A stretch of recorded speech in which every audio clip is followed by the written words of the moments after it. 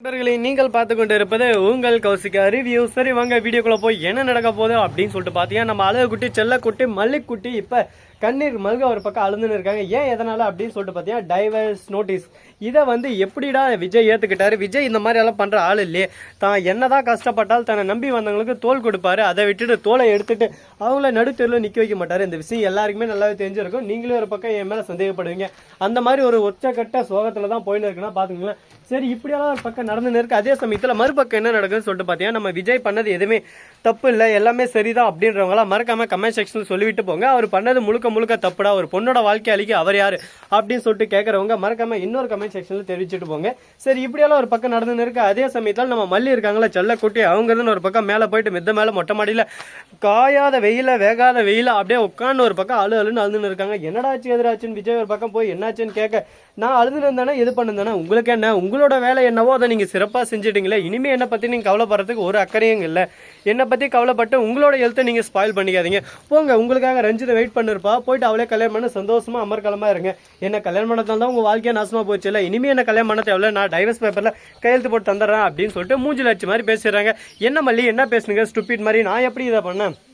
அவங்க சொன்னது அந்த கான்ட்ராக்ட் டீட்டெயில்ஸை என்கிட்ட கேட்டாங்க. அந்த கான்ட்ராக்ட் டீட்டெயில்ஸ் ஒரேடியாக க்ளோஸ் பண்ணோம், இல்லைனா அவங்க உண்மை உங்களோட சுய மனைவி ஆக மாட்டாங்க அப்படின்னு சொல்லிட்டு சொல்லியிருந்தாங்க. அதனால தான் இதை நான் பண்ணேன் அப்படின்னு சொல்லிட்டு சொல்கிறாங்க. என்ன விஜய் சொல்கிறீங்க, என்ன சொல்கிறீங்க? ஆனால் என்கிட்ட அந்த ராஜேஸ்வரி அப்படி சொல்லி அவங்கள பார்த்தா உனக்கு நல்லாவே தெரியல. என்கிட்ட கேட்காம நீ எதுக்கு இப்படி உட்காந்து பொலைமினா அழுதுன்னு இருக்கா, முட்டாளா நீ, அருவுக்கட்ட முட்டாள் அப்படின்னு சொல்லிட்டு 2-3 டைம் சொல்கிறாங்க. அடே முட்டாள்னே 2-3 டைம் சொல்லிட்டானே, என் மனசு கஷ்டமாக்குறாடி, என்ன பண்ணுறது எது பண்ணுறது சொல்லிட்டு தெரியல. மனசு ஒரு பக்கம் வேகுதே ஓடுதே அப்படின்னு சொல்லிட்டு சோகத்தில் இருக்காங்க.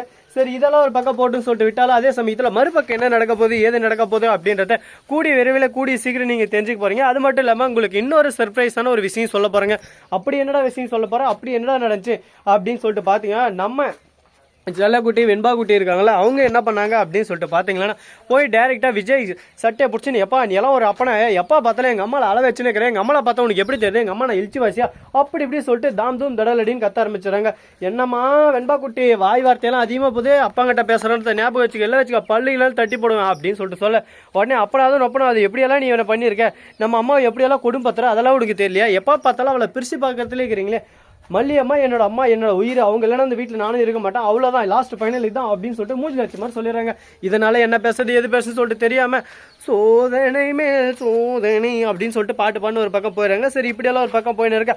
நம்ம கிட்ட விட சேவலெல்லாம் ஒரு பக்கம் சேல்ஸுக்கு இருக்கு ரெடியாக, வேணுன்றவங்க மறக்காம கமெண்ட் செக்ஷனில் தெரிவிங்க. உங்களுக்கு பார்சல் மட்டும் இல்லை, அப்படியே சும்மா டேரெக்டாக எடுத்து கூட கொடுத்துட்டு வரேன். நீங்களும் உங்ககிட்ட இருந்தால் அதை மறக்காம கமெண்ட் செக்ஷனில் சொல்லிவிட்டு போங்க. அது மட்டும் இல்லாமல் உங்களுக்கு இன்னொரு இன்ட்ரெஸ்டிங்கான ஒரு விஷயம் சொல்ல போகிறேங்க. அப்படி என்னன்னு சொல்லிட்டு பார்த்தீங்கன்னா, மாவு ஜல்லடை, ஆர்பிசி ஜல்லடை, எந்த பட்டாணி பொருளுக்கு பேரிச்சபலம் அப்படின்னு சொல்லிட்டு அனௌன்ஸ்மெண்ட் பண்ண போகிறாங்க. ஸோ நண்பர்களே, இந்த வீடியோ பிடிச்சிருந்தா லைக் பண்ணுங்கள், கமெண்ட் பண்ணுங்கள், ஷேர் பண்ணுங்கள், டிண்டிங் பெல்லை தட்டி விட்டு போங்க. அப்போ தான் நான் போகிற அடுத்தடுத்த வீடியோ உங்களுக்கு உடனுக்குடன் நோட்டிஃபிகேஷனில் வந்து கொண்டே இருக்கும். மிக்க நன்றி, தேங்க்ஸ் ஃபார் வாட்சிங், டாடா, see you. நன்றி வணக்கம், வந்தனம் வருக, நன்றி வணக்கம், வந்தனம் வருக, நன்றி வணக்கம், வந்தனம் வருக, தருக.